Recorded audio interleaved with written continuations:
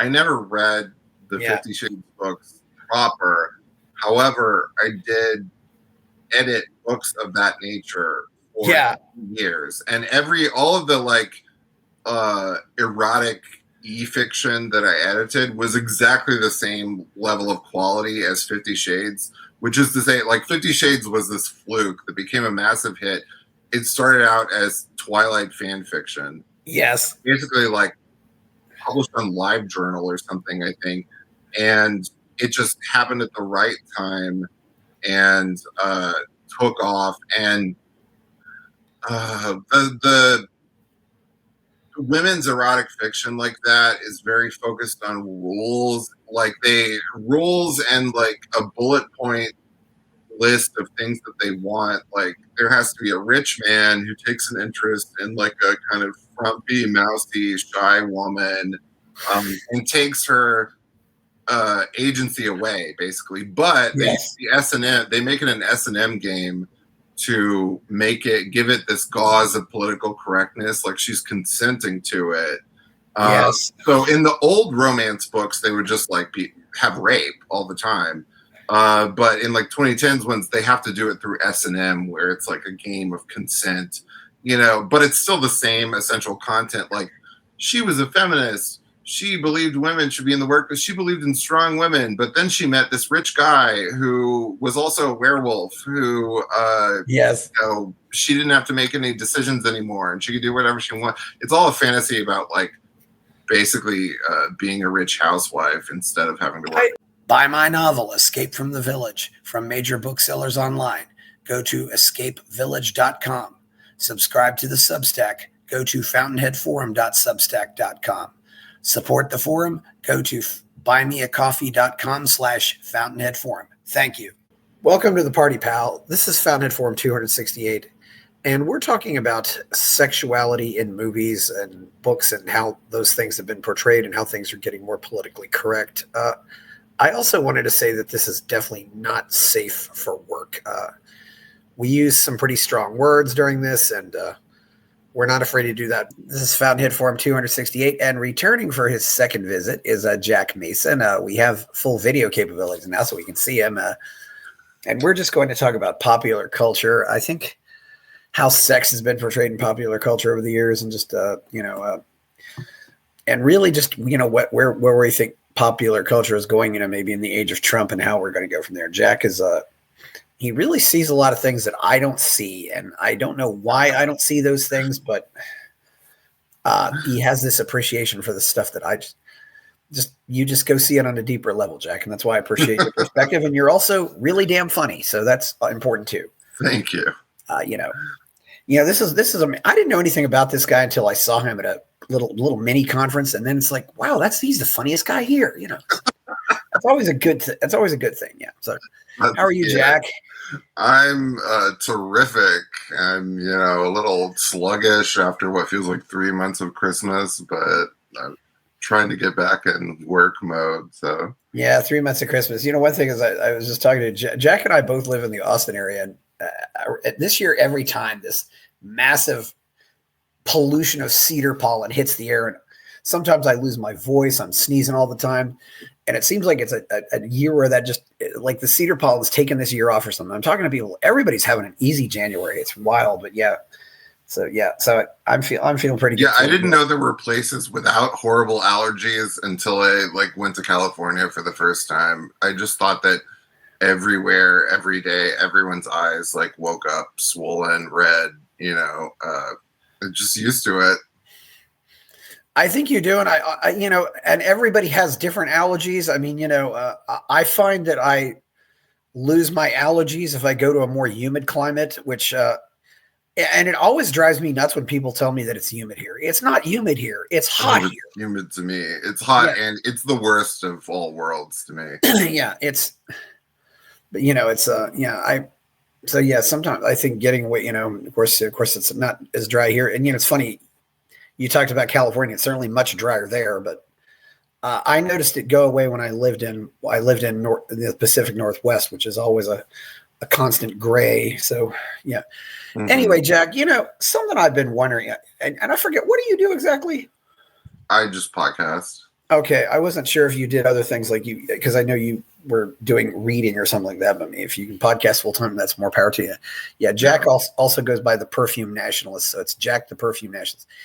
Anyway, Jack, I've been noticing something lately, and it's been how popular culture has portrayed sex over the years. I mean, sex with adults, sex with teens, and there seems to be a different type. We have these waves of Puritanism that come now and then. What do you think about all that? And I can point to specific events that triggered it.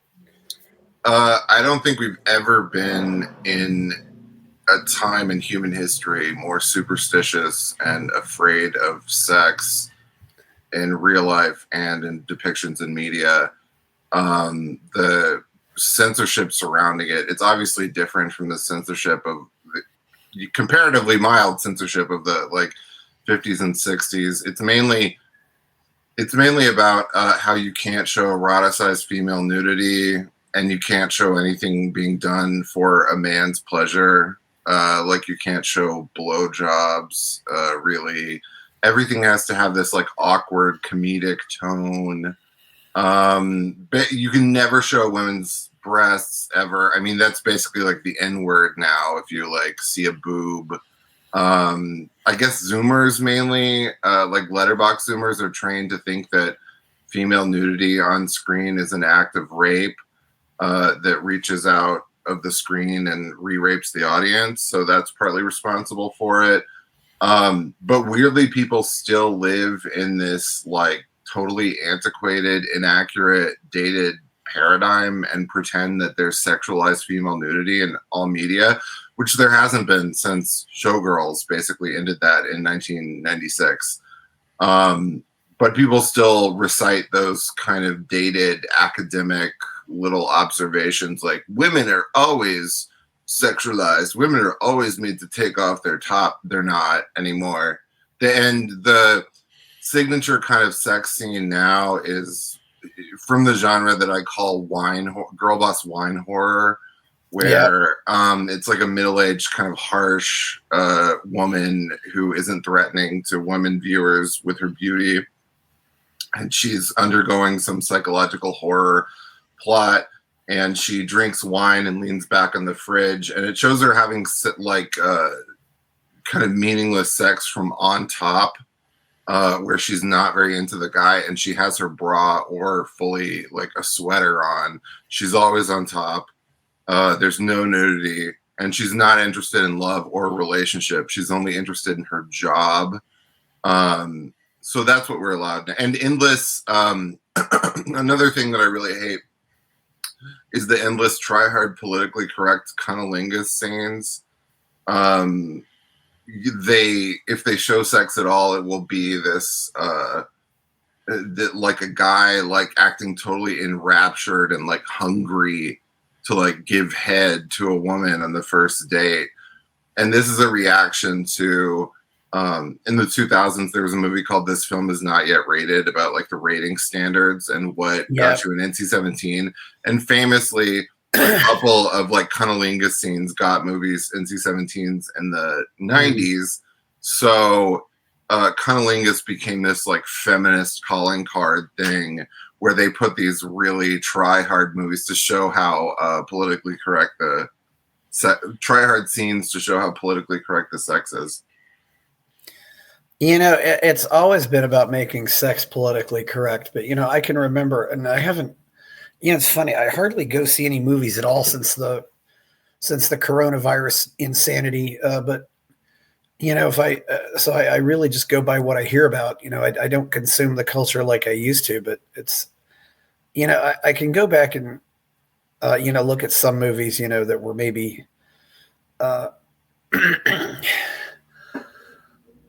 Sometimes it's what's happening, but it's also implied, too. Like,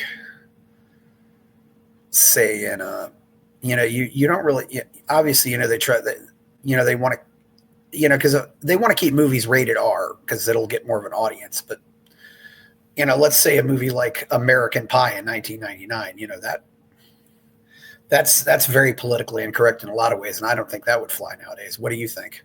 That wouldn't fly today because that's part of the 2000s toxic bro culture, which, it was a thing that was around, encompassing like Jackass, Blink 182, all this kind of like goofy, like crude male stuff. It was fine. I don't really think a return to that is something that should be striven for. Is that a word? Try to achieve, but yeah, that's from anything from a male perspective about sex is bad. Oh, my biggest problem with the depiction of sex, and the thing that really takes me out of all of it, is the constant use of these rubber penises. As if that had always been a thing. It hasn't. They're ridiculous. They put these, rather than just not showing the nudity, they'll put these big orange rubber penises on actors so they get publicity as if there is real nudity in the movie, but there isn't. There's a big orange rubber dick with pubic hair spirit gummed above it. And it is this trope now, which I find completely repellent, that started in the 2010s. And if the actor doesn't want to show their dick, just like don't show it in the movie. Don't have these scenes of dildos that take you out of it and bring the quality of the movie completely down. Yeah, I don't like anything that's not natural either. It's just I guess you catch those things. I don't catch those things. You're right. I think American Pie, but the guys aren't total, with the exception of Stifler. I mean, I wouldn't say those guys are real jerks. I mean, they seem like they're out for relationships, and really what happens in American Pie, the one who's really kind of, who's the one who's just, kind of looking for meaningless sex, ends up being,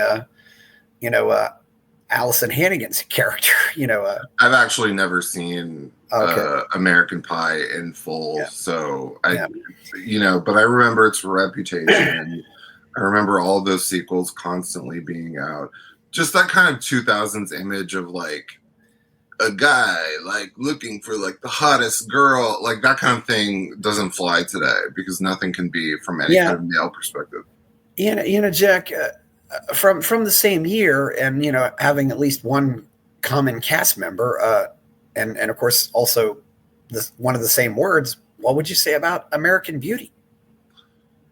That has a really low reputation right now, and people hate it. Oh yeah. I mean, it's enjoyable to watch. In 1999, one of the best years for movies ever, that swept the Oscars famously.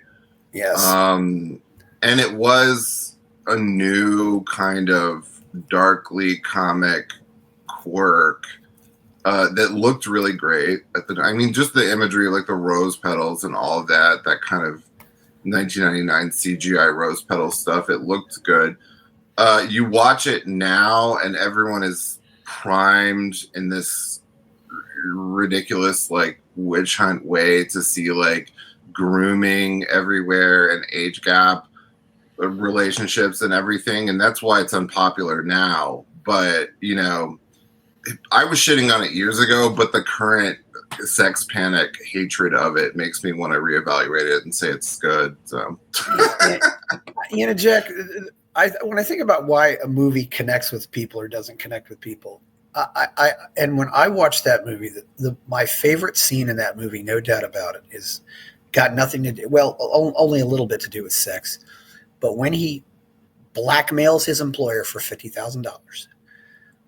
And there are so many people out there in this world who dream of being able to do that. Mm-hmm. Where you just say your employer, $50,000, where you blackmail your employer into giving you $50,000 worth of severance. I mean, I think the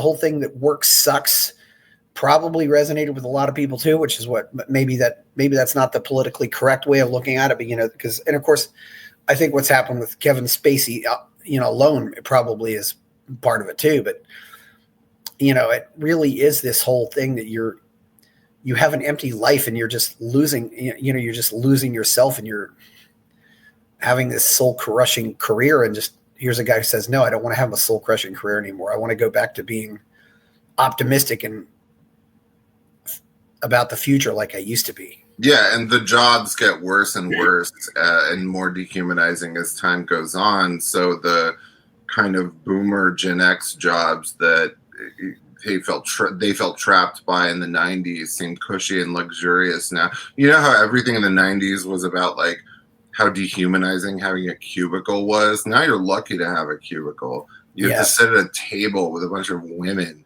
an open plan table where they can watch you the whole time. But in the 90s, Gen X and everyone was like, oh man, a cubicle, it's so small. But yeah, American Beauty is about that. And also his little like fantasy of like working at a fast food restaurant and smoking weed and lifting weights. Like when he was in high school. It's just like, it's such an obviously like Hollywood, like gay propaganda movie too, in the very like 90s way where the genders are switched around. Like, this movie is not really about him lusting after a high school girl. It's, and Kevin Spacey is playing the straight one. Everyone knows Kevin Spacey is gay. The Republican neighbor, of course, the homophobic neighbor, of course, turns out to be gay. Yes. I think the best part of the movie is Annette Bening, really. Like, Annette Bening is quite funny. She's funny in everything, and she's especially funny in... Oh, and don't forget, another reason people hate American Beauty is Thora Birch's underage nudity, which was a huge thing at the time. I mean, nobody really cared at the time. But now, that would never happen. With her porn star father on set, like watching, authorizing it. That was a big thing. So there are a lot of like salacious things contributing to the success of that movie, which people don't appreciate now. But now, since everyone hates it, I feel obligated to defend it. Yeah, and that's and that's another character who just kind of thumbed his nose, the character of Ricky Fitz. I mean, geez, and what a name too, Ricky Fitz. Ricky Fitz. The whole, it seems like this is the most amazing thing I ever filmed. I just filmed this plastic bag floating in the air. You got all these other minor characters. You are right though. 99 wasn't a fairly amazing year for movies. It's Thora Birch, that's, I don't know, that's the thing. I wonder how some stuff gets classified, as X or NC-17 or R or whatever. Well, now nothing will get an NC-17 unless it's rape or, but no amount of violence. They've proven that. There have been, like, all through the 2010s, there have been movies that a couple years earlier would have gotten an NC-17 and had to be cut for violence. But now there's literally no limit to what they can do. Like, the only thing is kind of questionable rape stuff, like in Blonde, or if they show abortion as bad or something like that. But Poor Things, I mean, I could not believe that Poor Things got through with an R, because that it just shows they're getting railed the whole time. More than like Showgirls, like that was wild that got through. I never saw Showgirls, so I don't know what was so. It's one of the greatest movies ever made, for real. Oh really? Yeah, that's interesting. Yep. What makes you think it's one of the greatest movies ever made? It just gives you everything you could possibly want from a movie. It's visually beautiful. It's uncanny and unique, and there's nothing like it. It's hilarious. It just, these tropes from it stick in your mind and change your life forever. Like, I'm just constantly quoting. It's like 2 hours and 15 minutes long, which is usually like the danger length for me of like movies seem really long when they're that. But Showgirls just flies by. I've seen it, more than any other movie ever, probably. And it could never happen again. It could only happen at one particular time in the 90s. It's just a very special movie. And Elizabeth Berkley, her performance is amazing. No mainstream actress has ever gone that far. Oh, really? Gone that far in what sense? Just showing showing her pussy and acting insane. Oh, wow. Yeah. Well, that's certainly something, I don't really know Poor Things that well, but Poor Things was certainly, got a lot of acclaim. and certainly some commercial success. What do you think? What was it about Poor Things you think that surprised you that it got through? I loved Poor Things. It Yeah, seemed like a very deliberate affront to political correctness, and the things that it was doing with women were intended to offend at this particular time. Because the whole thing is that she's like this, like Frankenstein monster that has like the brain of a child in a woman's yeah, body, and she like gradually grows up, but she's like a horny, like retarded prostitute basically, and she just the whole movie is just her getting railed by different men and women the whole time. And this is coming right after like Emma Stone is like most recognizable for like a giant Disney movie for Cruella.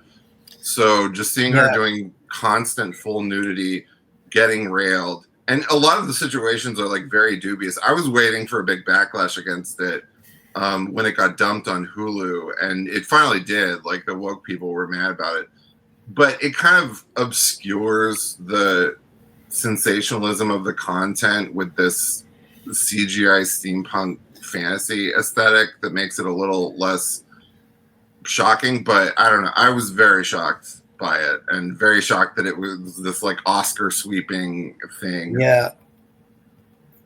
Talking about Emma Stone. What do you make of Superbad? I forgot she was in that. I haven't seen Yeah, that since like 2007 or whatever, when people like had that DVD around their dorm yeah, rooms. I think Emma Stone is great. I think that she is like one of the saviors of movies right now, because she can get anything made, and what she wants to do now is like these really either perverted and sexual or really politically incorrect and racist movies and TV shows. Like, did you see The Curse, the Nathan Fielder show from like exactly a year ago? It was like January. no, I didn't see that. It's just openly racist about immigrants. Yeah, it's but it's Emma Stone, It's well, yeah, yeah. pretty I mean, amazing. she's producing movies now. Yeah, it's pretty. I mean, and when you got the money, I mean, they can try to cancel you, but it's like Well, eventually you get nobody to, would cancel. Everybody likes her. That's yeah, the thing. Is like she can get anything made because yeah, it'll make money with her, and everyone likes her. So I yeah. like that she's lending her power in this way to You know, freedom. she's not. I think I mean, she's okay looking, but not too pretty. And I think she just seems like that that girl next door type that everybody can kind of identify with and understand. She obviously is doing it very well. It's you know compare that for example to say Sydney Sweeney, who is I think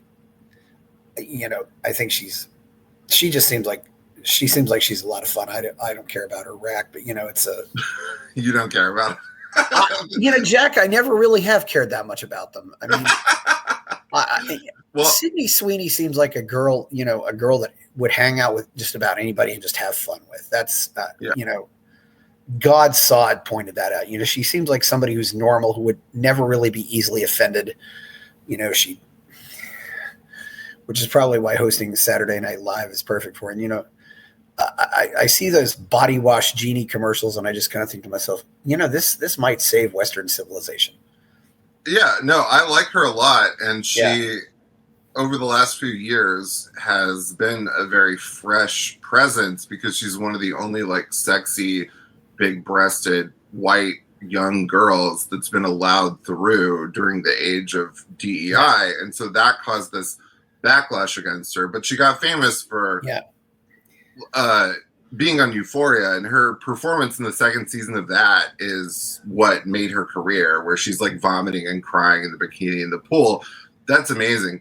Problem with her is there's been this overexposure and bad movie after bad movie. Like she just keeps doing bad movie. Like Immaculate was terrible. That romantic comedy was terrible. They keep putting her in stuff, but none of it is playing to her strengths, as we saw in the Euphoria season 2.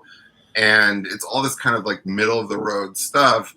They also will try to make her ugly. You know, she's the type of chick that looks best when she's tarted up in a bunch of makeup like she is in Euphoria. That's when she looks amazing. But they keep doing these movies where, you know, no makeup, she looks mousy. They clearly get this thrill out of making her look less sexy and like magazine spreads and everything. I just wanted to do a good movie again. So, you know. You know, are they, Jack? Do you think sometimes they try to do that? They try to destroy some of them. I mean, they try to make them, they try to destroy. They try to make them unpopular. You know, it's because she got famous for doing eroticized topless scenes. She did several of them in a row, and no other young white attractive actress, their agent will tell them not to do that now. Yeah. So she was the only one who would do it. She got a following for that, obviously, as all actresses use. Yeah. That's what you're supposed to do when you're a young actress breaking out. You do a topless scene. Whoop, there it is. And they, you know, the kind of nefarious woke demons noticed that immediately, and they noticed the kind of appeal that she had to men specifically, and they started going after her for that. And then there was, you know, she's probably quasi MAGA too, like at least her family is MAGA. She posted that picture of her with her like family in MAGA hats and then got this backlash for it. Oh yeah. So I think she's aware of the power that she, you know, I just hope she, like right now she's on this like Sharon Stone track of just doing bad movie after bad movie, and I would like to see that corrected. Yeah, I hope so too. You know, I sometimes, you know, because it seems like they sometimes try to push some actresses, or maybe, you know, it's and you know, and of course, you know, if she just ends up, you can make a really good living just doing commercials. It's not hard. I mean, you know, you think about all those years, you know, that Jesse White did the Maytag repairman. I mean, he got, you know, what a couple $100,000 a year for doing all those damn commercials. I mean, and did them for 20 years. I mean, you know, that's not the super big bucks, but that's certainly survivable money you can survive and live on. But Sydney, I think sometimes commercials, you know, reflect the culture too. You know, I haven't seen that much of Sydney Sweeney. It's just, but she, as you pointed out, there's a lot of interesting stuff out there. You know, you talked about, you know, Sharon Stone, you know, too, I never asked you too. What did you think of, you know, Basic Instinct? Because that seems to be the movie that's always going to be she's always going to be associated with that movie, it seems. I love Basic Instinct. Everyone loves Basic Instinct. I mean, it's not as good as Showgirls as far as Paul Verhoeven, Joe Esterhaus movies are. It kind of falls apart in the second half, but it's a glittering image. I mean, that it has that nastiness and that violence and that sexual violence that movies only had in like 1992. It's a very like distinctly early 90s kind of, you know, like when Michael Douglas like throws what's the brunette's name on the couch, and but Sharon Stone is someone who in that movie, you know, she was used perfectly, gave the perfect performance, became like the sex symbol of the 90s.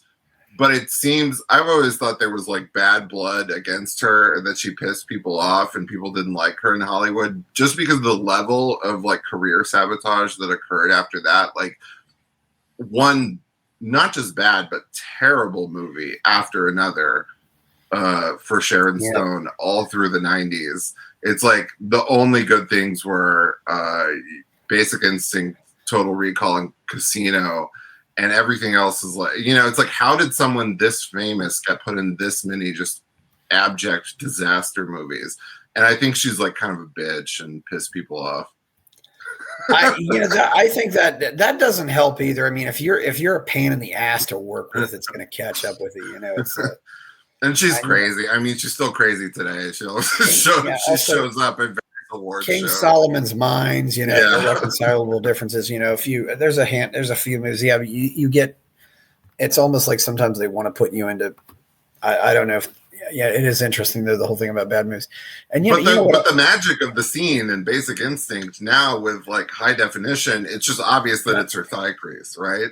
You know, Yeah, it's and you not know a what else? vagina, it's a And you know thigh. what else also came out around that same time? Not necessarily a violent movie. You know, the whole thing with Indecent Proposal. You know, it's like, Yeah. which was panned by everybody. You know, but it certainly had this.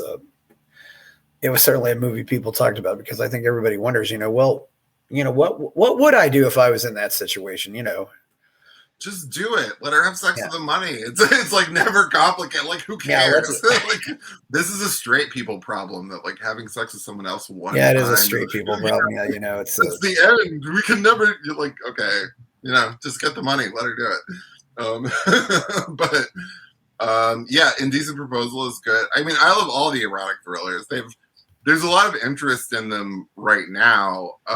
yeah, Because they fell so deeply out of fashion for about 20 years and they were considered this embarrassing like relic from the pre-internet porn era where people had to like get their rocks off on these softcore movies, but they're all like, I mean, the best ones are also good. Like Fatal Attraction and Basic Instinct are wonderful. Fatal Attraction is just perfect and it's vicious and it's like reactionary. It's like deeply misogynist, as feminists noticed at the time, because you really are rooting for him to just like kill her.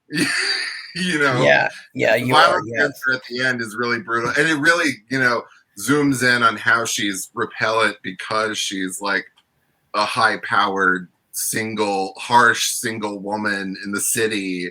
You know, and that's why she's so like mentally ill and annoying and clingy and you know childless and Fatal Attraction just like captured the zeitgeist of the 80s perfectly.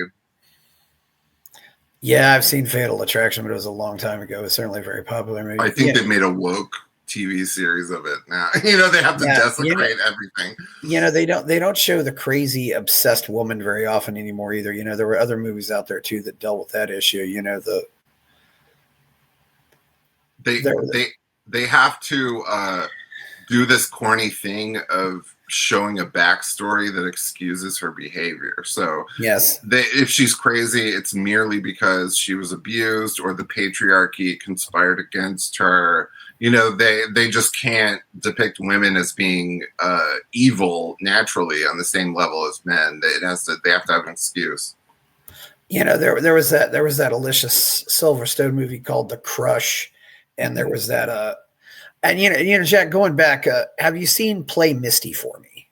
Yes, I love Play Misty for Me. Yeah, I mean, yeah, that you know that also shows, I think, some of Clint's directing chops is because you know Clint knows that he's the star, but he made Jessica Walter the star in that movie because Jessica Walter just takes that's Jessica Walter's greatest role by far. It's an incredible movie, and it's a perfect Yeah. like anti-hippie, anti-sexual liberation double feature with Dirty Harry.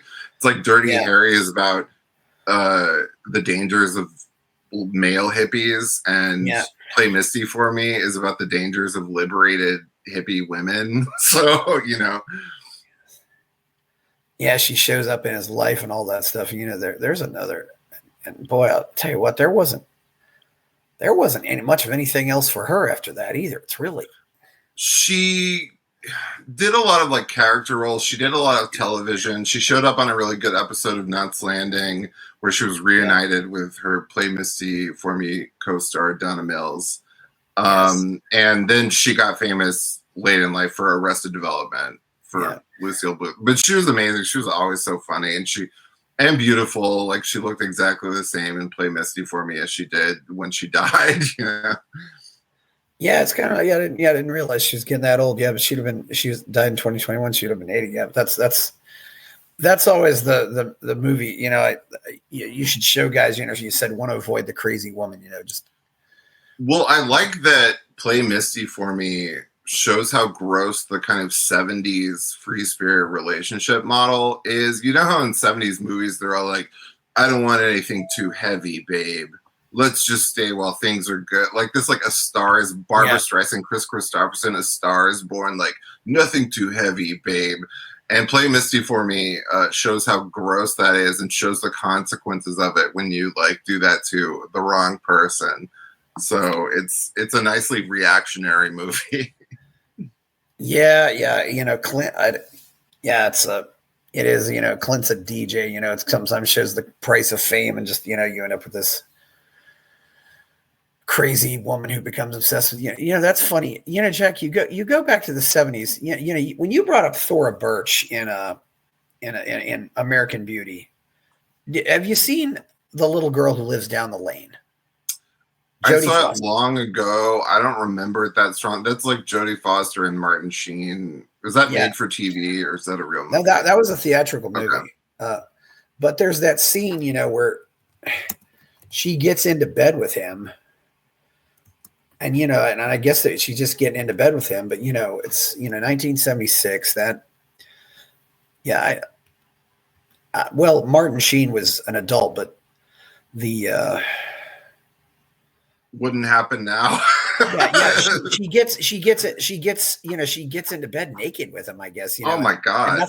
And nothing happens. Nothing happens, but she's still, and I'm just thinking of that scene, just like, wow, that would never fly today, and there were also, I haven't seen all of Jodie's movies, but there were movies like Taxi Driver and that's why Jodie Foster became famous. I mean, that's what Taxi Driver is. It's like Taxi Driver is kind of grandfathered in.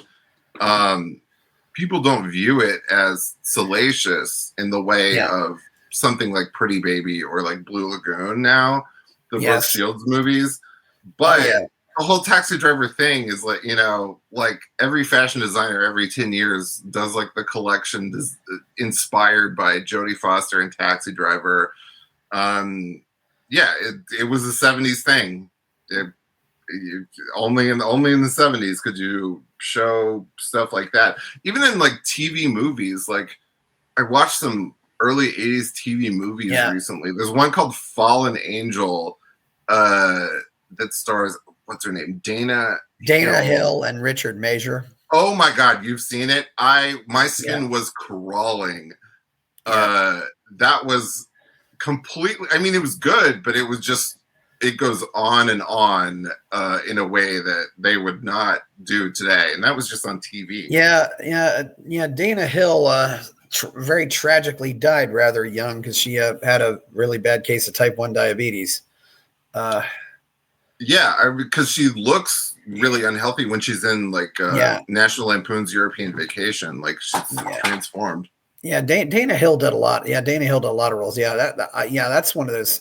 I don't know how, Richard Major, there's a guy who's had a lot of iconic roles, never been a leading man, but boy, but you play, I don't know how you recover after you play a role like that though. Because it's only because that was a TV movie that aired like once. If that had been a real movie, he would be identified with that forever. I identified Richard Major, with being, the lawyer on One Day at a Time. And then, being in the My Girl movie, which I absolutely love, but he was also president of SAG for a while.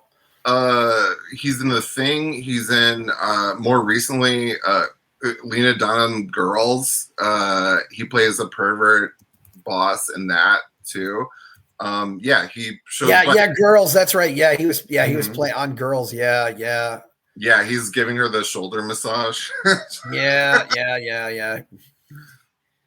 I could not believe Fallen Angel, and it's this all-star vehicle. Melinda Dillon is the waitress mother. Just this 70s parenting where like kids were just entitled to ride around Los Angeles on a bicycle at age 13, unattended, and they're just allowed to like run away. Whenever you get into a fight, it's just like, oh, there she goes on her bicycle. What are we gonna do? It's like I understand the rise of like stranger danger in the 80s because this is crazy. There was a lot. Yeah, also Richard Major did that episode of MASH, and he was also I think the college recruiter in Risky Business. Where he's gonna recruit Joel to just comes there to interview Joel, and all this other stuff happens. He's always shown a lot of range. There was a lot of stuff though that really was it's kind of crazy what happens there. I'm sure you've seen Born Innocent with Linda Blair. Yeah, I've seen that. That one actually managed to offend people in like 1975. Yeah. But yeah, that's where she gets, taken to the girls' school and like raped with a broomstick. No, Yeah. girls' prison and raped with a broomstick, setting off her whole career trajectory of women in prison movies. But that just showed on TV at like 7 o'clock. Oh gosh, I know. I can't believe they showed that stuff on. And there's some, boy, and then there's somebody who, in my view, really got mistreated by Hollywood too. I mean, Oh, yeah, just it's The amazing that she's Exorcist, as and then sane as she is. I mean, like thinking about like being 12 years old and signing up to be forever associated with the worst thing imaginable and the scariest movie ever made. yeah, It's amazing that she's sane at all now, because that's so yeah, like, and it's cool that she like a lot of those exploitation movies that she drifted into are like pretty good, like Savage Streets, and I like Roller Boogie, the roller skating one. But yeah, Poor Thing, like just, at least she got an Oscar nomination. yeah. I hope in some cases too. They maybe got a good deal on residuals, but it's hard to say what kind of deals they get. Yeah, I wonder about that for a movie as famous as The Exorcist. Yeah, I mean, yeah. I'm The sure she's Exorcist fine, is a but very probably iconic not movie. enough to Yeah, compensate for your life being that for 60 years. yeah, but at least one thing, at least Linda Blair can probably walk down the street though, and people don't know who she is. But it's Yeah, because she's all grown up now. There was a to tell the truth recently I saw a clip of To Tell the Truth where they had the actress who played Tabitha on Bewitched all grown up, and they had to say which one is Tabitha, which one is the real Tabitha, or the real Erin Murphy, was it Lisa Hartman?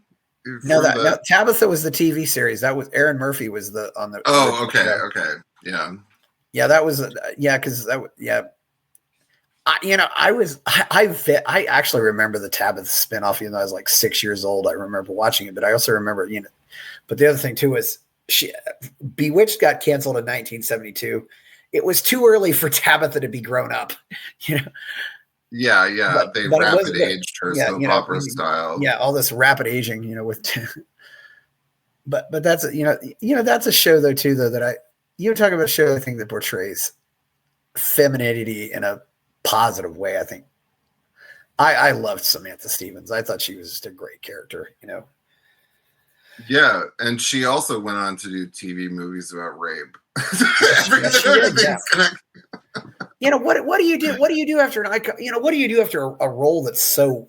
I guess you get so identified with. It's. Elizabeth But somebody Montgomery. said Samantha Stevens, was she had a little bit of mischief that just made her always made her fun. She'd make these little jokes and played off the guys so well. As a kid. Yeah. I don't see how, as much as I love Nicole Kidman, I don't see how anybody else could ever play that role. It was too iconic for me. I like Nicole Kidman a lot, but there's this current kind of trend for craze for her that feels very fake. Have you noticed this? No, I haven't noticed that. There's this like national treasure treatment of her right now that feels very like astroturfed and not real. Because like my whole life, people like straight men especially tend to dislike her because she's tall and harsh or whatever. And now for some reason, everybody's talking about how much they love Nicole Kidman. I think it has to do with the Eyes Wide Shut being the most popular movie in the world, and everybody going, Eyes Wide Shut is a Christmas movie, which I'm really sick of. But God, I'm so sick of Eyes Wide Shut. Eyes Wide Shut is a bizarre movie. It's good. It just doesn't need to be the most popular movie in the world, which it is right now. And there's some directors just never connect with me, or I never connect with them. And Kubrick is one of them. Honestly, a lot of it gets worse the older I get. Like, I love Clockwork Orange. I love 2001. I love especially Lolita. But I've always had problems with The Shining. Yeah. Which is just just that sneering comedic tone that it has while pretending to be a horror movie. Yeah. But people talk about it like it's like ultimate horror, like, and it has the tone of Clockwork Orange. I just don't Yeah. think it completely like gels. It's Yeah. visually stunning, of course, it's like cool, but and when people talk about, they're like 2010s, like conspiracy theory Yeah. observations about The Shining, and those like it set off that whole YouTube explainer industry. Yeah. And they're like, that the blueprint of the Overlook Hotel could not make logical sense in reality. And it's like, that's every single house in every Yes. movie and every Yeah. TV show. That's South Fork Ranch in Dallas. Like, none of these places could exist. That's not like a genius, like math invention by Yeah. Kubrick, I'll say it too. Same thing with cities in a movie shot in my hometown. It's like they rearranged the town. But I know. It took me a long time, but I figured out what my issue with Kubrick is. Kubrick is a very visual director, and I am more auditory than I am visual. Yeah, I mean, I hate 2001. I mean, it doesn't have dialogue for like 40 minutes. I'm like, okay, for me, that's just because I'm so auditory. I mean, Doctor Strangelove is awesome. Lolita is actually pretty good, and I think in both cases, I think it's largely because of Peter Sellers, who was absolutely positively brilliant, and I think deserves to be in the conversation of all time greats. I think Lolita is great because of Shelley Winters and James Mason more than Peter Sellers, and I love that it is a comedy. It's not like the Adrian Lyne like weepy drama version of Lolita. I just think it's perfect. Strangelove gets worse the older I get. It has this kind of like both sides dirtbag left attitude about like, well, everybody's crazy on all sides. Strangelove really blows your mind when you're about 14 years old, and then now I'm just like, this is kind of like sneering and annoying. Maybe I'll have to watch it again. Of course, that was the first time we ever saw James Earl Jones. Yeah, that's another thing about Strangelove too. Mm-hmm. There's a guy though who was so iconic too. I found a clip of him on Sesame Street, and he's reading the alphabet, and it's like you're just enthralled by him reading, saying the alphabet. I mean, my goodness, so few actors could ever do that. It's just. Yeah, he was amazing. And Conan the Barbarian, where he has like scene girl bangs. Yeah. He was on daytime soaps too, right? I think. The other thing, too, in a very politically incorrect movie he did was Soul Man, where he's playing the Harvard law professor. and Harvard and a law professor does seem like the guy who could play the law professor or the judge or the that seems like a very good role for him. But and I loved him in Coming to America. And mm-hmm. There's so many. Coming to America is just so hilarious too. You got this. There was political. I agree though. There's been this political correctness driving it a lot though, and there's always been people trying to rebel against it. It does amaze me though, some of the stuff that got made in the 70s and early 80s got made. What do you think? I have a theory on what ended that. I know what ended it. Okay, the 70s movies, the most extreme ones, like The Exorcist, only got made because of this new spirit of cultural freedom and the bounds of censorship and the MPAA finally being loosened really quickly. Like you go from, like The Sound of Music in like 1964 or whatever to like Midnight Cowboy, like and A Clockwork Orange a few years later. And there was just a mood in the air of like anything is permissible in the 70s. It's just a mood of total freedom.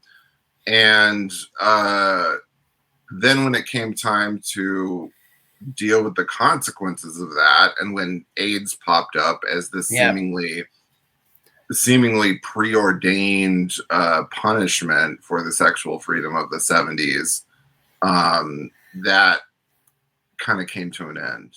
And I think people were just sick of, I mean, I understand it. Like, people like really fetishize the new Hollywood era and everything having these pessimistic endings and everything being depressing. But I completely understand why people were really sick of that. Because I don't think a pessimistic ending is the ultimate mark of sophistication or truth. But what do you think? I don't think a pessimistic ending is either, but it seems like to me, you put in a pessimistic ending because you want to let people down and just make them depressed. And you put I had a lead on you. You give your children stories about, the hero beating the villain because you want the child to know that the hero can beat the villain.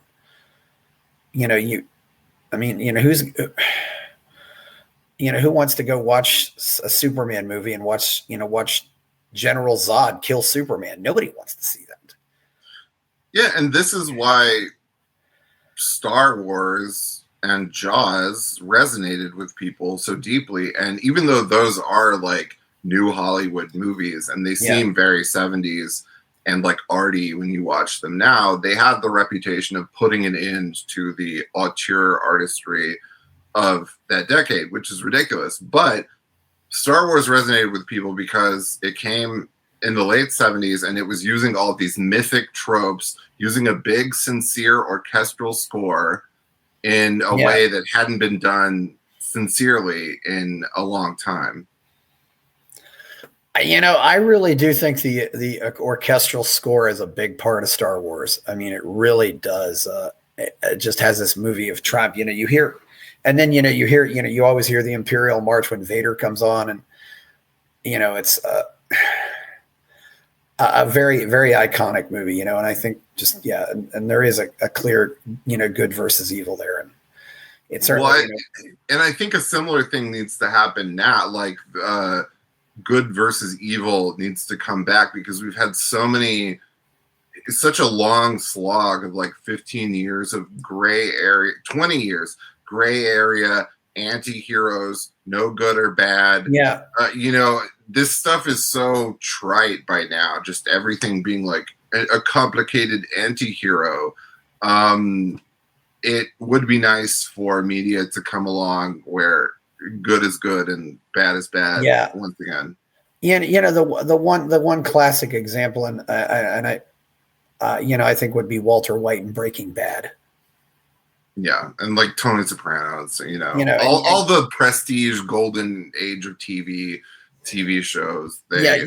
You start out being kind of sympathetic to him. Okay, poor guy's a teacher. He's got cancer. This sucks. But then he goes off on this. Then he goes down this path.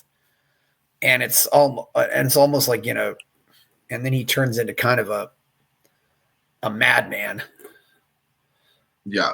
And I have never liked how the anti-hero trope provides this corny moral excuse for people to enjoy salacious material where, it's this very low level, like bad understanding of media trope where people go, you're not supposed to sympathize with the anti-hero, you're not supposed to identify with it, like as if all media about like Taxi Driver, Fight Club, whatever is like this punishment to show you like what bad men do. No, people watch The Sopranos because they like seeing Tony Soprano kill people and say racist stuff that's true.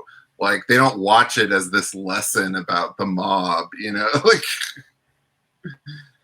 And one thing I've heard, a lot of actors will admit they enjoy playing villains. I think it's because they really get out of themselves, because a lot of actors are really nice people, and they're, because it's always, sometimes I'll go to to sci-fi convention or something, and I'll meet an actor and say it's always really cool to find out that this actor is a really cool person, even though the character he plays is a complete asshole.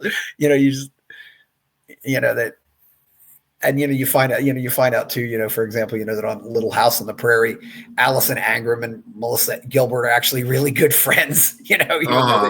Even though they portrayed, it's portrayed these enemies on Little House on the Prairie. I mean, it's just so, you have this, it's so funny the way that happens. I mean, I'm curious you do too. What do you think about Fight Club? I mean, I kind of revisited it for my podcast recently, and I didn't think it held up that well. It was such a striking movie when it came out, and it just really seemed like the coolest thing ever. And especially because a big part of the cult around it was the DVD release, like right when DVDs were becoming a big thing. People were enjoying all the extras, and the Fight Club was one of the first really deluxe, like 2-disc things with 4 audio commentaries. Everybody had it. Watching it now, I find the Gen X nihilism of it pretty dated and doesn't resonate with, like, what are these people so mad about? Like, it's the cubicle thing. Like, yeah, Gen Xers just acting so oppressed by, working in a cubicle or what. It just seems so quaint now in light of everything that's happened in the last 25 years to just like complain to this degree about like commercialism and like IKEA catalogs. But I mean, the major plot line of Fight Club about like, this homoerotic men's group where they want to be without women, like that's the good part. But the kind of general tone of satire, I didn't think held up very well, to me at least.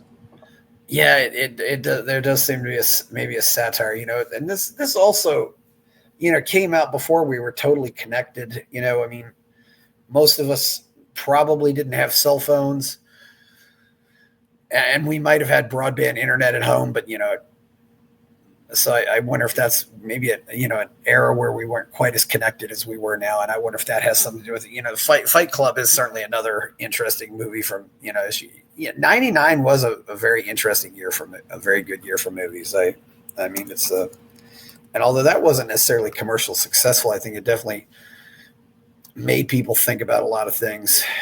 It became very successful on video and on DVD. Like a couple years later, like all through the 2000s when I was in high school, Fight Club was like the coolest thing around. But yeah, when it came out in theaters, it wasn't that big of a hit. But yeah, what else in 1999? Election was great. Pleasantville, I believe, came out then too. Oh man, that's some real Gen X. Suburbia's twisted and yeah. I never thought about all this too, and actually this is not 99, but from 98. Yeah. Cruel Intentions. Yeah, Cruel Intentions is great. That's an extremely popular movie perennially. Yeah, that was a new the sleaze factor, that era, like that Kevin Williamson era of like teen content of the late 90s. I've been really into that lately. I've been watching like Dawson's Creek, which seems unimaginably crude and sexual now. But I love all that stuff. I love it. Yeah, Selma Blair, Yeah, it's first of all, the one thing about Cruel Intentions, seeing Sarah Michelle Gellar play that kind of character after seeing her, she's just absolutely amazing. But then you got Reese and Ryan and the whole, he's a player and all that stuff. It's just so, and she's this chaste, good girl, and Reese actually actually cultivated that whole good girl image and did pretty well with it. The nice girl from the South. It worked for her. It's yeah. I mean, I've always loved Reese as an actor. Like she, especially like early on, she was like an edgy, like indie actor. I mean, she was famous for Election, famous for Cruel Intentions. Yeah. The last thing she really did that I loved was that movie Wild, where she hikes in the Pacific Trail. That made me like stream tears in the theater. I loved that movie. That was a very interesting movie. I mean, certainly, based on a book, and just hiking the Pacific Crest Trail, and And she's like smoking crack and having three-ways. And she's changed, and I think it just shows this trend. I think it's maybe, you wish you could find something better for yourself after you go through all this. I mean, and of course, playing June Carter Cash, and she kind of does her own thing now. I think she kind of does her own thing now too. She's got plenty, because I think she's got plenty of money. It's yeah. I mean, that's the thing too, is I think some of these women realize, well, if I don't fund the movie, I won't have control of my career, because that's one way to keep yourself from getting pigeonholed. Yeah.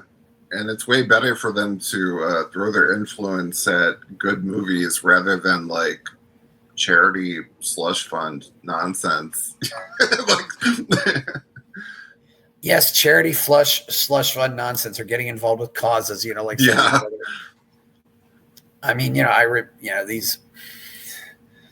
I think I'm older than you, but I can remember, when Meryl Streep was coming out, talking about how ALAR is poisoning our apples, and that there was this whole great apple scare in the late '80s, which ended up being nothing. Just oh my God, poisoned apples in the '80s. Well, they ALAR. It was and there's an actress who's always been pushed so much. I mean, we talk about how they're always giving some actresses bad movies.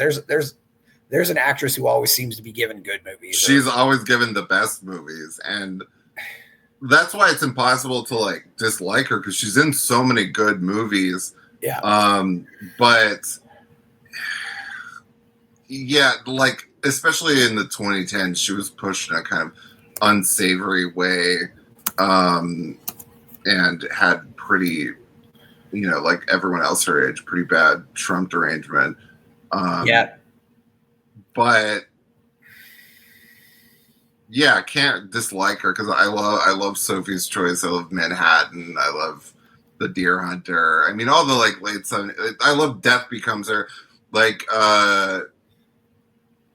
yeah, she's just always good. And it is a certain type of performance that I'm not always in the mood. I'm not always in the mood to see the like mannered, perfect, professional Meryl Streep genius performance. Like, I like rougher performances often, but it works. It creates blockbusters. Yeah, there's Deer Hunter. I'm trying to think of what I didn't think that much of Sophie's Choice. Out of Africa is pretty good. But, it's been a long time since I've seen that. But Sophie's Choice, you got to read the book though, to get the full. Because like the movie is kind of turns it into this like gauzy TV movie thing, which I like. But the book is just like meth pervert. The book is crazy. The book is like crazy 70s meth fueled. Very shocking. Yeah, I saw Kramer. I saw Kramer versus Kramer in the theater when it was out. Although it was probably over my head, but I haven't seen it since. And I should probably watch that. My brother would point out, she's always playing accents. I haven't seen Manhattan, but there's another movie that would not get made today either. Oh yeah. Woody Allen and his teenage girlfriend. But in a way, Jack, in a way though, it seems like to me there was this attitude that at least you were on your. That that when you were a teenager, you were becoming an adult, and now, people now just teenagers are children. They're still children now. It seems interesting how that's evolved. Well, and women, because of feminists, are viewed as not having agency and not being able to make their own choices. So feminism went from women should be able to do whatever they want and have freedom and make their own choice. Then with the 2010s, they decided, oh, actually, we don't want freedom, and everything is because of systemic inequality and power imbalances and pages. So they want to be children that aren't responsible for their own actions. That's the whole woke narrative of the 2010s. It's people used to simply know that women have power, and they achieve the aims of feminism, and they're responsible for their own actions, but they live in this magical netherworld now where even though they have more cultural and political power than men currently, they're still to be viewed as children who need to be chaperoned, and no decision they make is real. They can magically reinvent the past, whatever. It's ridiculous. It's funny how, you can be play the victim and the bully at the same time. Yeah, and the other issues too. I can remember this first season episode of One Day at a Time, when Barbara and Julie said we want to have beer at our party at the apartment, and that was the big controversy. And these were teenagers who were under 18. It was actually an issue talking about, and they figured out a way, to kind of hide the beer, and eventually they get caught, and David, who, the lawyer, ends up throwing everybody out, and it's like, well, the other parents let us have beer at their parties. It's like, I don't think that would get discussed nowadays either. It would either be in secret or something. There were other teenagers would not want the beer at all because they would be too scared of the beer interacting badly with their trans medications. Oh yeah, I know. It's so crazy what's happening nowadays. I don't know if I'd want to raise kids in America today. I'd probably, if I had kids, I'd probably, put them down and have them watch, Leave It to Beaver or My Three Sons or the Danny Thomas Show or something like that. Or even the Little Rascals, it's see how kids used to grow up, I just don't think I would be capable of letting them watch those simple, like Peppa Pig cartoons on the iPad. Like I see, like that's just so. I didn't grow up watching things that bad. Like this simple, like AI generated looking blocky genderless cartoons that I see that toddlers watching. Like I didn't grow up watching stuff like that. I would be showing them like Looney Tunes and Merry Melodies and whatever. Oh, and soap operas. and such politically incorrect Bugs Bunny. It's Jack. That's something nobody's ever does. Anybody ever tried to make a cartoon soap opera? Soap opera, but it's a cartoon. I feel like a lot of anime is like that. Yeah. That's its own thing. A lot of anime is like serialized drama and stuff like that. But I don't know about like, American cartoon soap opera. I can remember when there were in the newspaper, there was actually a Dallas comic strip. No way. Yeah, there was a Dallas comics. Yeah, I've seen that. Amazing. Yeah, it was. I don't think it lasted very long, but Dallas people do not realize that was the last time that a TV show, I think, was everywhere. And it's so neglected and misunderstood and underrated. Like they'll do those best TV show ever lists where they arbitrarily include Dallas, but they only say who shot JR, united the whole nation in this. Like that's one single event in a show that lasted 14 seasons and spanned 3 decades. It's because people neglect full understanding of soap operas because they're so big and unwieldy. But Dallas was brilliant, and Dallas played intentionally with so many different genres, with like Western, with soap, with, turned into like a dynasty style glamour soap during the Dream season when Bobby was dead.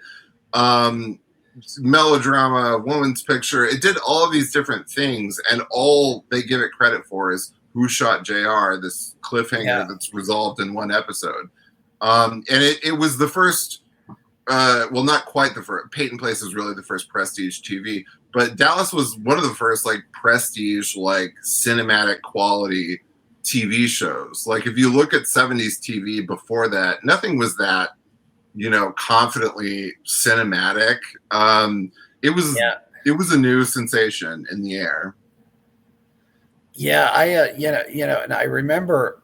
Yeah, there it had some qualities. There's this channel out there called Cool Channel Network where the guy, he's doing it very slowly, but he'll go over a synopsis of every Dallas episode for like 10 minutes. And I'm just thinking about all these things they missed, but and that was so politically incorrect. But as you pointed out, you had these guys, who were, jockeying this big oil executive, but at the same time he could go home and work on the ranch too.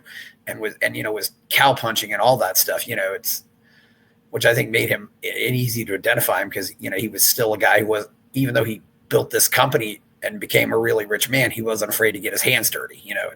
Yes. And the Ewings were so bad off like Miss Ellie and Jock and not just JR, they were like ruthless. Like, it's that show is just not what people think it is from these simple little synopses. And also another important thing about it is that it took place somewhere other than New York or Los Angeles, and showed that life in Texas could be like this urbane cosmopolitan experience with discos and sexy people and everything, and that's really important because all media just pretends that only Los Angeles and New York exist, and there's no one else in the world.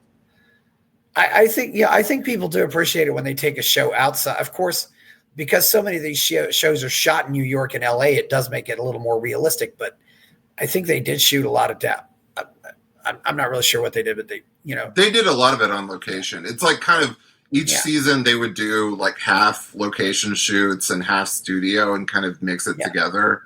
So you can tell when it's the fake studio soundstage South Fork and the real one, but they would always do like an unprecedented amount of location shooting in Dallas. Yeah. And they all, because I remember seeing a set there that they also used on the Dukes of Hazzard once. But another thing, that was really cool, as people pointed out, it changed the image of Texas, and it also, people no longer associated Dallas with the president getting shot.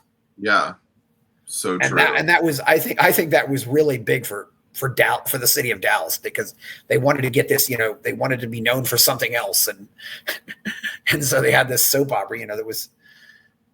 It's amazing what it did, and it captured the world's imagination. Like whenever I go to South Fork Ranch and like do the tourist stuff, it's like Eastern European people. Like I just went to a Dallas convention, and it's like people were speaking like Swedish. That like people came from like Sweden to see the remaining Dallas stars. It was fucking nuts.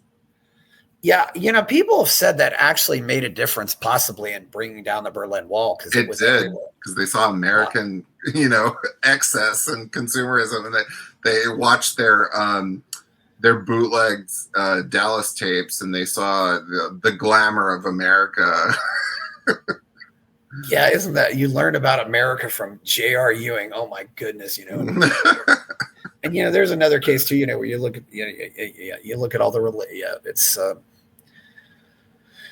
that was it's just and sometimes I think it was interesting too, because I don't know if there really was a pure good person on that show. As bad as J.R. Ewing is, there's this. I have to root for him against Cliff Barnes, just because Cliff Barnes is amoral too, and he's just a pathetic loser. Cliff Barnes, my God, it's just Yeah, Cliff is really a desiccated, yellow-toothed, nasty little man. He's the perfect villain to have going alongside JR. But speaking of things that would never happen today, at that convention, Steve Canale and Charlene Tilton were there. They had these like panels, about like the romances, and Steve Canale was super embarrassed when they showed the clips of the first episode of Lucy and Ray, when Lucy's 15 and she's in the bar. That's, what made Dallas. Everyone loves it. But that shock element of the cowboy being with the 15-year-old who later turns out to be his niece. And he seemed super embarrassed about it, but Charlene Tilton was very excited. And then Sue Ellen with Christopher Atkins. Sue Ellen gets with Christopher Atkins, who they always have in the blue Speedo, and he's like the babysitter of John Ross, and they have one of the first like big MILF age gap relationships. Sue Ellen Ewing, there's a very interesting character too. I mean, she goes really from being a weak and kind of a victim, and not really, but she actually grows out a lot into that role. She's and Bobby's just this, sometimes he seems as self-righteous as anybody. It just you don't really want to root for him, even though I think he tries to do the right thing sometimes, but he's got all these causes, and just something I really love that kind of like defines Dallas for me is how doomed Bobby and Pam's relationship is Yeah. right from the start. Like they're never happy. Yeah. Like it's just constant torture until they finally break up, and Yeah, it is Pam constant gets run torture, over yes. by the truck and all of this. Yeah. But it's so doomed. I do think the whole dream thing probably killed Dallas. I think after that, Oh, I was love too it. stupid. Though. That was. I mean, it's less good after it comes back, but I love the whole scope of Dallas. I like the like tawdry, cheap later seasons where it's just like Larry Hagman and Patrick Duffy and some cheap blondes like getting sent to Europe once a year. But my favorite season is the season 9, the dream season, where Sue Ellen experiences rock bottom, and she's her alcoholism is at its peak, and she's like drunk on the streets, like with homeless people, like looking all horrible. Like that's my favorite season, and it's kind of refreshing actually. From what I gather, Larry Hagman hated that season because the women became so prominent on it. So he used his clout to bring Patrick Duffy back and bring the original producer back, Leonard Katzman, and make it more masculine again, because it kind of turns into Dynasty with that season. But it's a really interesting experiment. So that wasn't there. So they actually made up the plan all along. That's one thing. Yes, sometimes you get with soap operas is you can tell they're kind of making them up as they go along. That they made up as they went along to bring Patrick Duffy back, because he left to as they always do, to try to have a movie career, failed at that, and then they wanted to bring it back. I think everybody was kind of divided. I gather that everyone was divided, being on Larry Hagman's side or Victoria Principal's side. It seems like nobody liked Victoria Principal on the set. She was kind of a demanding bitch, and that everybody liked Larry Hagman, and so he kind of wanted her to have less power. But I mean, I love inventions like that. Just the retconning that whole season. It's just kind of that improvisational nature of soap opera, and just having to accept things like that. I think it's fun, especially when it's not done all the time, where it becomes just total nonsense. That was a big one. But I think a lot of people made fun of, I don't know, maybe Victoria was just trying to struggle because she spent all that time with Andy Gibb, Actually, we should say Andy Gibbs was a very tragic story, but, a lot of self-destructive behavior there, and he ended up being the youngest, but he was dead, when he was like 30 or something, but yeah. And that was another age gap relationship too. Yeah.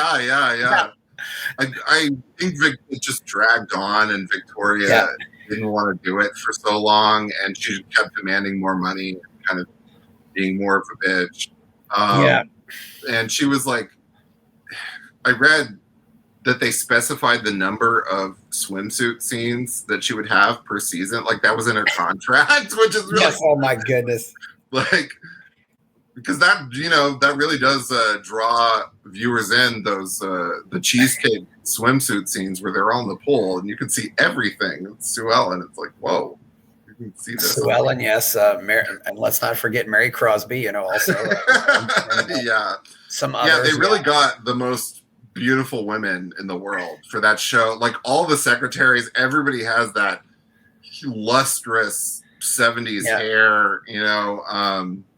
They got really beautiful women. Janine Turner was on there at the beginning too. I've always loved Janine Turner. Of course, Mary Crosby played Kristen, who shot JR, and Janine Turner, I don't remember her. From Northern Exposure. Yeah, but I'm trying to think what she would have done. Yeah, she was on Northern Exposure. I'm just trying to think what she would have done on there. She might have had on. She was one of Lucy's friends. Oh yeah, one of Lucy's friends. Yeah, Yeah, I didn't realize there was a Dallas con. That might have been very interesting. That show really had a following for a while. It's it was getting 50. It would get 50 shares every week. And no show gets that kind of viewership anymore. Mm-hmm.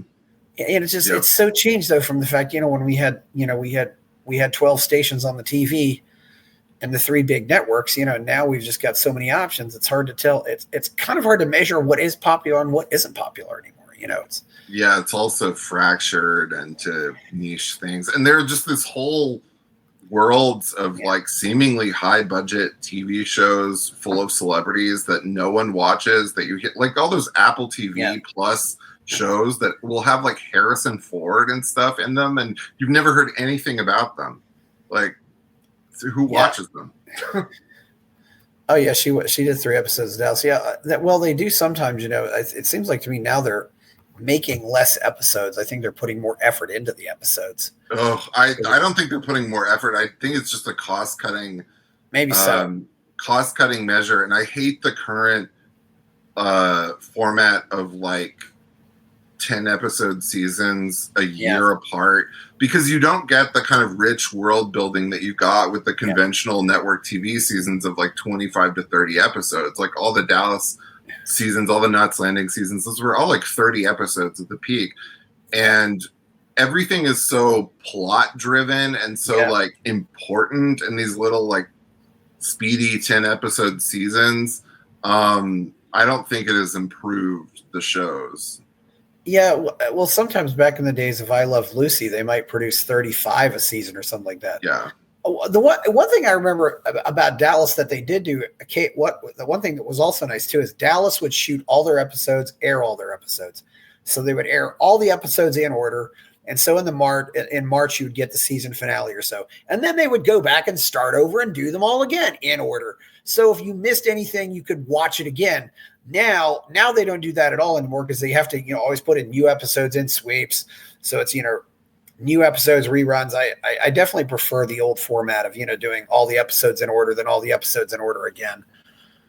And like we talked about Buffy previously, like Buffy wouldn't have that cozy feeling that the early seasons do, where it's just like the monster of the week episodes, just kind of like to keep it, to have these, fill this giant docket of like 22 episode seasons. If that were made now, you would have like 10 to 12 episodes where everything was super important and complex and plot driven every second. I think shows need those just kind of world building episodes that don't serve the larger thing at all times. Yeah, I think back to the Breaking Bad episode about the fly. There's a fly in the lab, and they spend the entire episode worrying about this fly. And it was apparently also meant to be a really cheap episode. So they wanted to make a really low budget episode. So, and they spend this entire episode looking, because Walter says there's contamination. There's a fly in the lab. It's one fly in the lab is a serious problem. It was so wild the way they would probably, I should ask you too. Did you ever watch Veronica Mars? No, that came up recently because I was, whatever city in California, I think it's Orange County, where that was shot. I've never seen that. No. That was a kind of like, I know Joss Whedon was a big fan, but that was also one of the few shows that portrayed a healthy father-daughter relationship. And I cannot think of very many shows that did that. Especially when the father was by himself. Yeah, that's rare.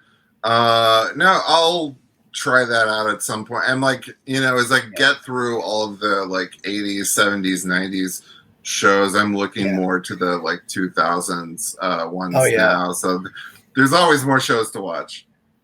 There's so much stuff out there, and I don't know if you'll ever run out of stuff to watch. No, well, we never will, because more and more people produce it than we have time to, because everybody wants to do this. It's fun. It's about, creating a different world that you can live in and, and make light of, and just, and hopefully you have this new world. I think, you didn't, soaps and other things like that. I don't know. Is there? And creating another world that you can share with other people. Yes, exactly. Part of the fun of soaps is finding someone else with the whole backlog of necessary knowledge about all of the relationships and everything ongoing for years, decades. And you have this kind of like psychic connection that you don't get from just a movie. It's a very special kind of connection you share with another fan of the same soap. Yeah, that's true. I get that too, because I've noticed that with fandom. there is kind of this connection, and you eventually develop your own jargon. Did you ever watch Roswell? I did when it was on. I watched like the first season when it was on. I thought I was in like sixth grade, so I thought it was really hot, and they were all really hot and romantic. But I didn't see like the second or third season. I don't think. I've often said that the first 16 episodes of that show were as good as anything ever on television. It was quite good, but it was I loved Shiri Appleby. I still love Shiri Appleby, but it also had this good versus evil vibe. And sci-fi is tough because there just isn't that much you can do with it. But the weird thing about Roswell was Roswell never caught on with sci-fi fans. It really was people more who were these. And one thing that they said hurt it is it's got the wrong demographic, because they said, because apparently the average age of a Roswell viewer was 27. It said that's too old. We don't want these old people. I was 12. Yeah, you were the exception, but it was really the whole thing about aliens being in hiding and just or not trying to keep their secret and knowing and they even don't even tell their parents that they're alien hybrids. It's so wild, but I really thought that was well done because it was so. But yeah, it's all those WB shows of that period. Yeah. Before it became the CW and before everything became this like comedy stuff that it is now, they all had this just like high romanticism, this intense sensuality, like Felicity, Dawson's Creek, Roswell, Buffy. They were all so just overbearingly, intoxicatingly romantic and focused on romance between sexy teens. And I think it's aged really well. Like all those shows seem really good watching them now. Yeah, Roswell had that. I think Roswell, as I just said, it made you believe in love. But I also noticed, there was Max and Liz, but there was also Michael and Maria, and they were two very different couples. So there were a lot of people, some fans were fans of Max and Liz, but some fans were fans of Michael and Maria. And I think they had, and you definitely noticed there was a different psychology. I eventually got to the point that I think the fans of Max and Liz came from really lousy families, and the fans of Michael and Maria came from good from parents who were really happy together. Yeah. It's like they wanted the opposite of what they had in their lives. Yeah. And I remember how striking Katherine Heigl was when she first came out. Like she was really strikingly beautiful, big-chested, Germanic, Valkyrie-looking woman. She really stood out on TV. Yeah, she was. Yeah, she was. I think she got upset because she wasn't the center stage on that show.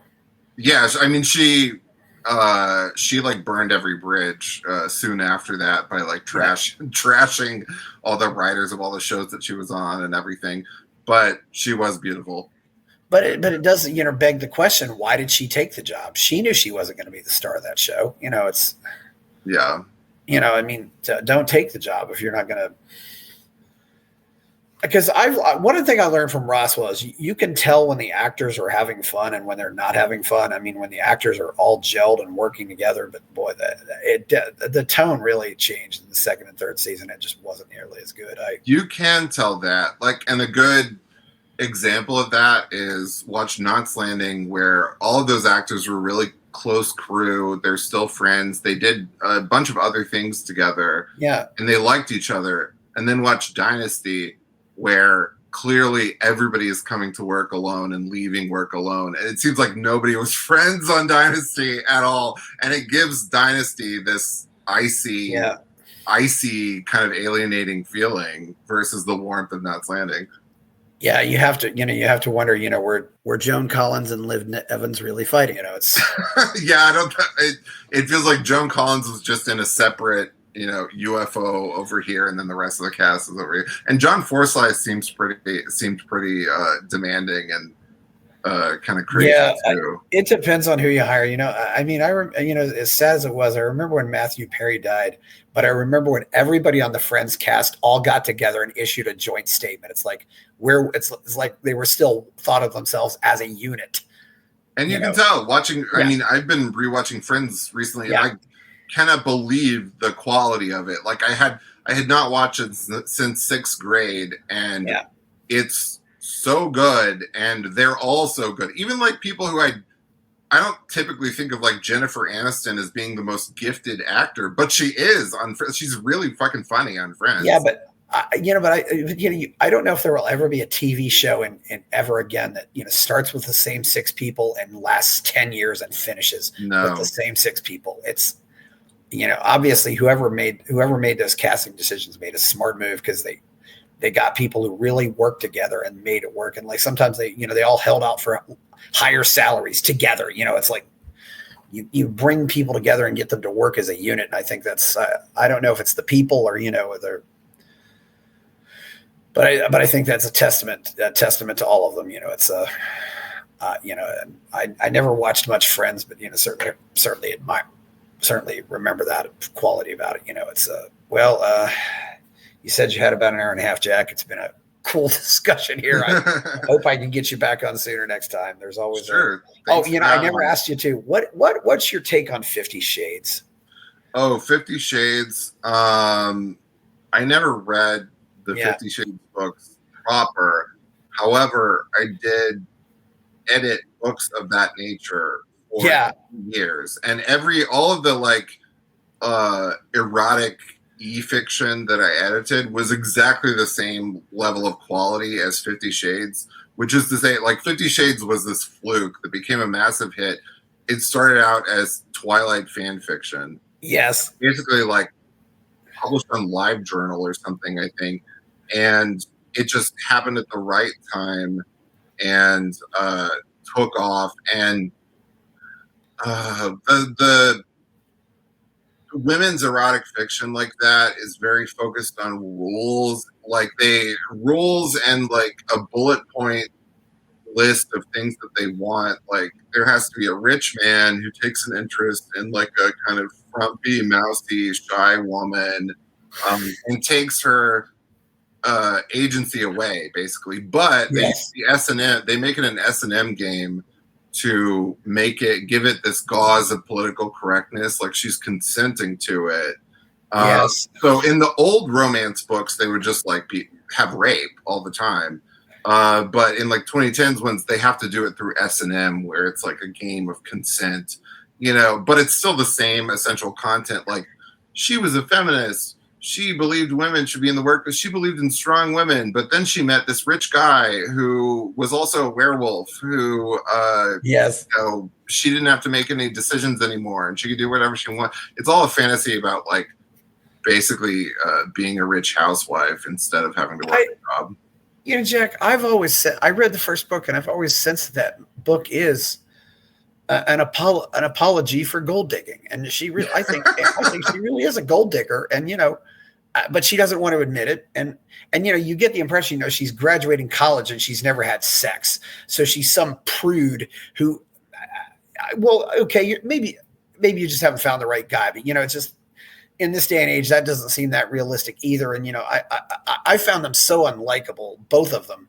And I just said, here's a pathetic loser throwing money around to impress a woman. Mm-hmm. And that's exactly how I look at it. You've got to show all this stuff off, but I do think I realized one thing. 50 Shades found a sweet spot of being edgy and exciting, but not going too far that it scared people away. Yeah. Because compare 50 Shades to the story of O. Yeah. there's a scary book. Compare 50 Shades to Sophie's Choice, the book.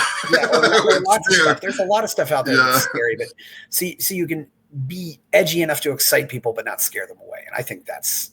Yeah. And 50 Shades was kind of, along with Twilight, one of the last like event books that like everybody was into before publishing became this completely fake alternate world of like diversity books that no one buys at Target. Like, oh wow, 50, like you go to like Goodwill and everything, and there isn't a variety of books that people get rid of anymore because it's been so long. Like the last generation of books that everybody bought is Harry Potter, Twilight, and 50 Shades, and that's just what you see everywhere. Jack, the book that I don't go to used bookstores like I used to, but the book that I would always see at used bookstores, Iacocca. I don't know what that is. Lee Iacocca's biography. Oh yeah. That book. I mean, that book I know sold a lot, but it was obviously it was probably given as a present a lot, and because it certainly ended up in a lot of used bookstores. Because if people really love a book, they don't get rid of it. Because the beauty of really the best book is the book that once you put it down, you have to go back and pick it up again. Yeah. That's like all those like politician books, like all that. How many books does like Hillary Clinton have? And people will like buy them to go to the events, where they see her and get it signed and whatever. But they don't keep the book. Or they don't I was before I go, I was going to start a conspiracy theory that E.L. James and Robin DiAngelo are the same person. Yeah, interesting. Yeah. You might as well have fun with it, Yeah. You get fun and absurd. It's like, because you hear these conspiracy theories of other people that like that Alex Jones and Bill Hicks are the same person, for example. That's one of the good ones, but yeah. There's some of those that seem plausible to me, like that Eminem is just a different person, after his Relapse album. Lady Gaga also seems to be a different person. But you're gonna have fun with those. Lady Gaga, and sometimes, and with pseudonyms, you could be the same person. Well, Jack, it has been great having you here. Where can we find you out there? Patreon.com/Perfume Nationalist. Yes, please like the video, subscribe to the channel, go buy my novel Escape from the Village, check out my Substack, and go to buy me a coffee to support the show. I'm Chris Baker. We're out.